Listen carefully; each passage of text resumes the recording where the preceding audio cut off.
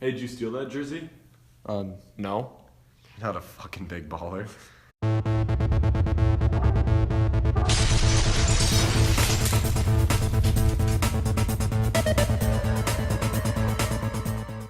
Welcome to NBA from the backside.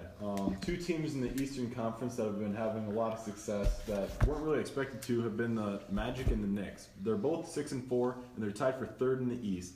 And the Knicks have won 5 of their last 6 games, and Kristaps is averaging 30 points and 7.5 rebounds. So the question is, are the Knicks a playoff team? All right, let's look who's above them. Washington, obviously, number 1 seed. Boston. Will Cleveland be a top? Will they turn it around? They'll turn it around. Okay, so Cleveland's going to be in the They playoffs. definitely could. Toronto, Milwaukee. Who else is above them?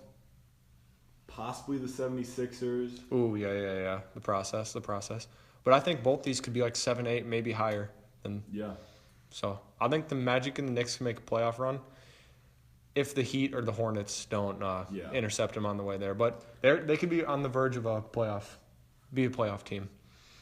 All right, so the Orlando is 5th in defensive efficiency, and it's pretty impressive considering the players they have. No one thought at the beginning of the season this would happen. So do you have any idea, any prediction that this would happen? No, if you read my preseason predictions for the NBA, I definitely didn't have these teams in the playoff, but they've looked good to start off the season. When Melo left, did you see any this big of a role for Kristaps in New York? No, I did not. Yeah, who cares about that little Latvian fuck? He's not little at all, like 7'1". He's a long boy. he's a lengthy boy. But no, I don't think anyone would have predicted this big of a jump for Kristaps from last season to this season. So watch out for the Magic and the Knicks. Point guards are like the quarterbacks of the NBA. They're important to any team and great leaders. But they don't have CTE. That's true. Who do you have as the best point guard in the NBA right now? I got to go with Steph Curry. I mean, his three-pointer just kind of changed the league. He had the record for most in a season.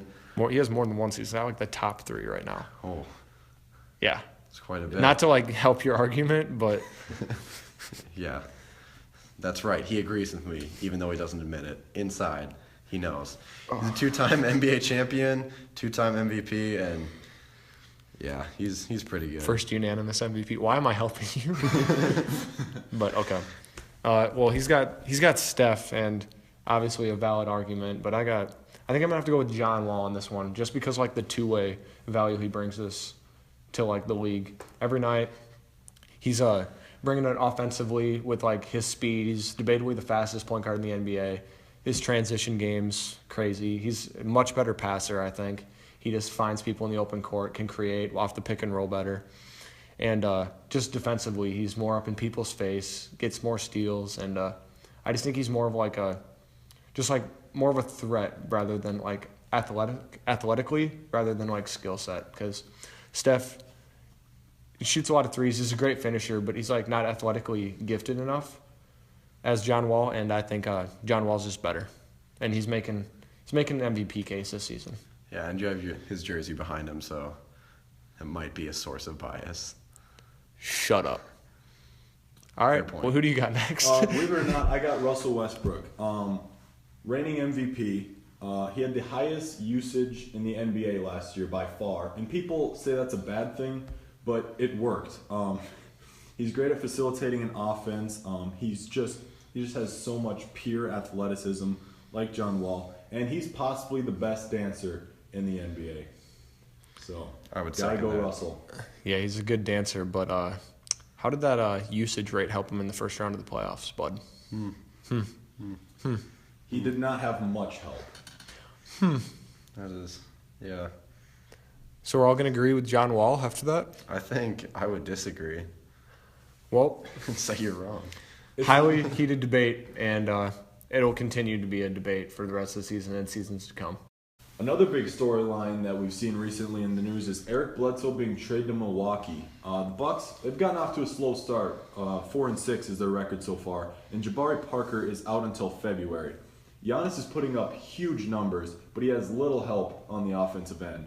So, what do you think Bledsoe's impact will be on this team? I think he'll be a good facilitator for the team. Someone that Giannis, well, he'll take a little bit off of Giannis' workload. Offensively and defensively, he can bring a lot to this team by facilitating. Maybe him and Giannis pick and roll, pick and pop, and he'll just open up a lot of things offensively for them. And if you go look at the fantasy basketball video we did last week, this man right over here, he actually predicted that the Bucks would be a landing spot before it got brought up in the news. So maybe you got a little inside source here at Backside. I don't know. Check it out. Maybe we're the most reliable news source there is.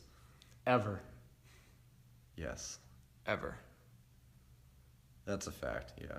Okay. Will the Bucks be a top 5 team by the end of the season? Yeah, I definitely think the Bucks could be in the top 5 or even top 4 by playoff time. They've gotten off to a slow start, but they'll definitely turn it around. I believe so. Recently, Liangelo Ball has been arrested for shoplifting in China, and they have stricter laws there, so he could face 3 to 10 years in prison if he's convicted. So this poses a question for me, at least: do big ballers get caught cheating? They do. Yes, he did. Yes, they do. Yeah. And with LaMelo being the first high school player to ever have his own sneaker, I don't know if he's going to be NCAA eligible. So that's 2 out of the 3 cheating. Yeah. Your boy's safe.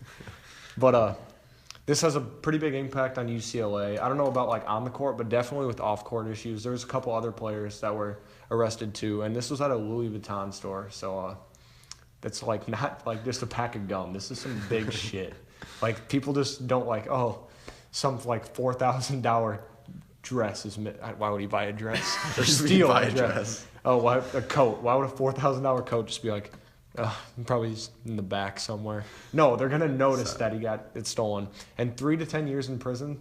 That's crazy for like a kid that's a teenager. That's like a lot of like his up and coming life. So this could be important for him personally and for the Big Baller brand. Bringing up the next question: in a Chinese prison, will he get raped? Will he do the raping, or will he just kind of stick to himself? Well, he's been known to kind of stick to himself, but new territory got it.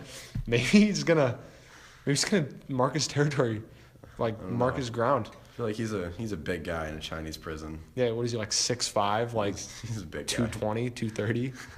Ooh. Yeah. If you didn't know, Asians are on average, like 5'6". So he's got a little bit of natural God-given physique on his side. So what do you think UCLA will be able to do off of this? They got a couple players that obviously played. Do you think they'll be able to like keep up their high level of play they have in the last couple years, or do you think it will drop off? I think they'll have a drop off. It seems as if there's a lot of off the court issues. Lonzo, their facilitator, is gone. So yeah, I don't know if they'll be as good as they've been in recent years. All right. One of the more entertaining games coming up this week is on Friday. We will see the Milwaukee Bucks take on the San Antonio Spurs. Again, Bucks off to a slow start. They're 4-6. Can they bounce back against the San Antonio Spurs team that's 7-4, off to a pretty good start? Who do you have in this game? I'm going to go with the Bucks. I think they're going to have a big spark bringing in Eric Bledsoe. I don't know how well he'll fit chemistry-wise within the team, but I think just like the rumors and everything that's happening in Milwaukee right now, I think they'll be able to like have a lot of energy coming in this game and be able to, I don't know, just get a win. And Kawhi's not back yet, so I think that's a big thing for San Antonio without their number 1 star. So I'm going to go with Milwaukee on this one. What do you have? Yeah, I got the Bucks too. I mean, I think Spurs might be like a better team, but I think Bucks can definitely pull out some and get it. Just with all the energy coming in and stuff like that. Definitely. Yeah. What about you? Yeah, I think that if Kawhi doesn't play, the Spurs are going to have a tough time stopping Giannis, so I'm going to have to go Bucks. I think that they get back on track, and I think they could get a little bit of a hot streak. You got Bledsoe coming in, and Giannis has been playing like an MVP, so we'll see what happens Friday. For all you gamblers out there, put all your money on the Milwaukee Bucks. You can personally take it from us. Milwaukee Bucks +7. We are in debt.